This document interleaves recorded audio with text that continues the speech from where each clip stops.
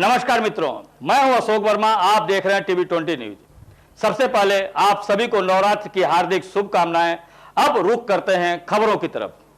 आजमगढ़ लोकसभा क्षेत्र से बहुजन समाज पार्टी के घोषित प्रत्याशी शाह आलम उर्फ गुड्डू जमाली का जनपद आगमन पर पूर्वांचल एक्सप्रेसवे के साथ ही सुएदा सठिया मुबारकपुर एवं बिलरियागंज बाजार में जगह जगह कार्यकर्ताओं द्वारा भव्य स्वागत किया गया। ज्ञात हो कि शाह आलम उर्फ गुड्डू जमाली 2 बार से मुबारकपुर विधानसभा से बसपा से विधायक रह चुके हैं, चुने गए थे और किन्हीं कारणों से बसपा छोड़ी सपा का दामन थामा था, लेकिन उचित सम्मान न मिलने के कारण असुद्दीन ओवैसी की पार्टी से मुबारकपुर से 2022 विधानसभा चुनाव लड़कर काफ़ी मजबूत स्थिति में रहे, जिससे राजनीतिक पंडितों में तहलका मच गया था।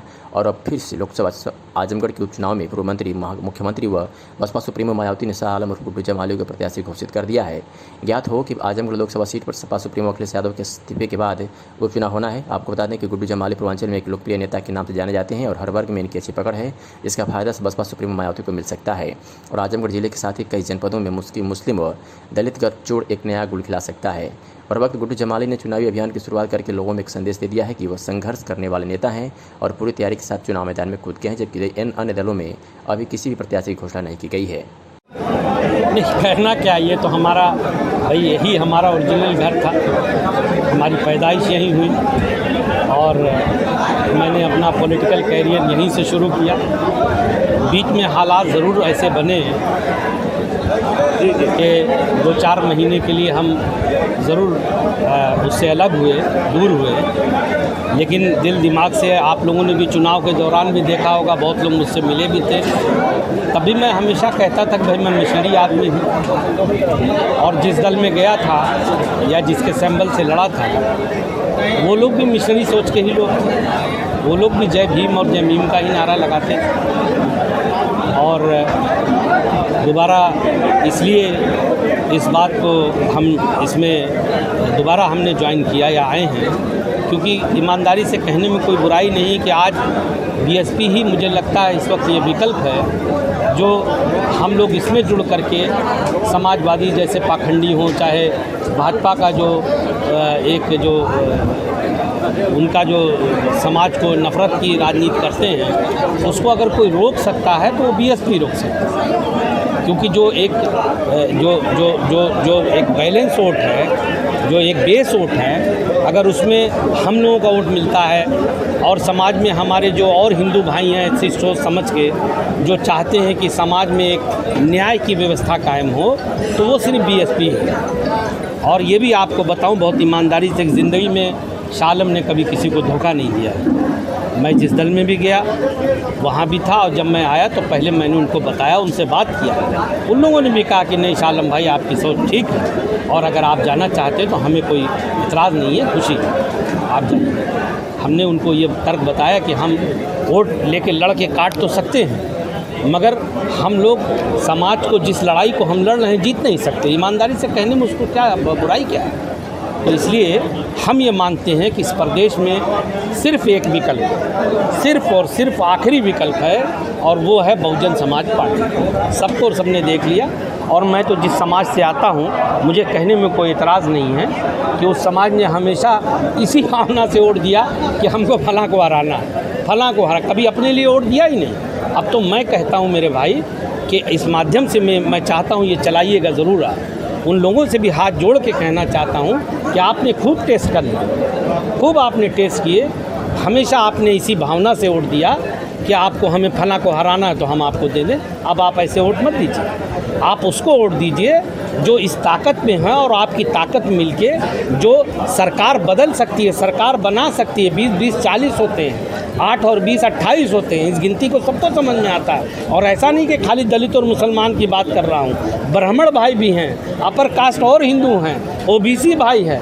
ये बहुजन समाज पार्टी ही एक ऐसा विकल्प है जो समाज में एक समता मूलक समाज की निर्माण कर सकता है, समाज में हर आदमी को न्याय मिल सकता है। और बहन जी ने किया कहा नहीं, करके दिखाया। तो हम लोग तो मिशनरी सोच के हैं। हम लोगों का जीवन का राजनीति का उद्देश्य कोई धन कमाना नहीं है। We are a missionary people, we are doing politics to serve the society, not to gain anything. तो इसलिए I believe that BSP is the only option who can stop this types of जो ये गलत हरकतों वाली पार्टियां हैं, उनको सिर्फ और सिर्फ बीएसपी रोक सकती है। अच्छा, कुल मिला देखिए कमियां कहीं नहीं है। ऐसा बिल्कुल नहीं है कि कमियां रहीं। बीएसपी का वोट आज भी हमारा, ये विपरीत परिस्थितियों में भी हम जिस ज़िले में खड़े हैं हमारा वोट इंटैक्ट है। हाँ, ये कहने में कोई शर्म नहीं है। अब जैसे मोराही समाज है, मुबारकपुर में मैंने रोक लिया, वो बात अलग है, मैं लड़ रहा था। बाकी और जगह हमारे लोग भी एक पार्टी में चले गए। हमारा ओबीसी भाई भी सोच में पड़ गया कि यार कुछ लोग सत्ता के साथ चले गए कि शायद बीजेपी आ जाएगी, इसी में चले जाओ, कुछ लोग सपा में चले गए। तो ये इस तरह से करके एक पोलराइजेशन कर लिया इन्होंने। और उसको जो कुछ लोग अच्छी मानसिकता के भी थे, उनको लगा कि यार ये सपा के लोग आएंगे तो फिर वही गुंडागर्दी और उस तरह की चीज़ें फैलाएंगे। वो लोग दोबारा वहाँ चले गए भाजपा में, जो नहीं भी देना चाहते थे। तो ये कुल मिला के हमारा समाज तो इसमें बह गया कि हमें भाजपा को रोकना है। वो बेचारा बार बार बह जाता है उसमें, लेकिन बार बार बह के नहीं रोक पाया। और ये लोग, इनकी तो सही बात है कि इनको तो हम लोग पहले से जानते थे कि सरकार में नहीं आएंगे, ऐसा नहीं है। ये एक हवा बनाते थे कि यहाँ से लेके हम लोग नोएडा से लेके यहाँ तक रहते हैं, कोई ऐसा नहीं कि हम लोग कुछ समझते नहीं। हम पहले दिन से कहते थे कि बहुत मुश्किल है, ये 47 सीट से बहुत पहुँच जाएंगे, 150 पहुँच जाएंगे। इनकी आखिरी वहाँ भी नहीं पहुँचे, 125 तक रह गए। मैं तो मंचों से कहता था। लेकिन हाँ, बीएसपी सरकार बना सकती थी, बीएसपी के पास क्षमता है, बीएसपी का मुँह लोट है। देखिए, एक आदमी के जेब में पैसा है, उसको कुछ मिलाओगे तो वो बढ़ जाएगा। 20 के साथ अगर हमारा ब्राह्मण भाई, ओबीसी भाई, अपर कास्ट हिंदू भाई और हमारा मुसलमान भाई, अरे मैं तो कहता हूँ पूरा ना जुड़े 75% जुड़ जाए, 60 जुड़ जाए, दूसरे दिन सरकार बन जाएगी। तो अब ये हालात पैदा हुए और अब हम लोग इसको इसी तहत काम करेंगे। और आप देखेंगे कि मुझे ऊपर वाले से पूरी उम्मीद है कि आने वाले दिन में बीएसपी अच्छा करेगी, बहुत अच्छा करेगी, जैसे पहले कर रही थी उससे भी स्ट्रांग होकर उभरेगी। अब ज़रूर हमको, हमारे पार्टी को नुकसान हुआ, हम लोग नीचे, अब इससे नीचे नहीं जाएंगे। ये आप जान लीजिए, इंतहा है, एक्सट्रीम, अब सिर्फ ऊपर आना है। और हमारे समाज ने भी बार बार खूब एक्सपेरिमेंट करके, तजुर्बा करके देख लिया है। और सारे लोगों ने करके, ब्राह्मण भाइयों ने को भी जितनी इज्जत बहन जी क्या मिली उतना किसी समाज को नहीं, किसी दल में नहीं मिली। तो अब तो बीएसपी का ही दौर आना है। अब उसमें साल लगे, 2 साल लगे, 4 साल लगे, मैं नहीं कह सकता, मगर आएगी बीएसपी। आपको भी फुल प्लेस प्रतिनिधि नहीं, प्रत्याशी। हाँ ठीक है, वो तो मैं पहले भी यहाँ से लोकसभा लड़ा हूँ, ऐसा नहीं कि मैं कोई नया हूँ। और हम लोग ऊपर वाले ने चाहे जीतेंगे, इसलिए कह रहे हैं ये बात।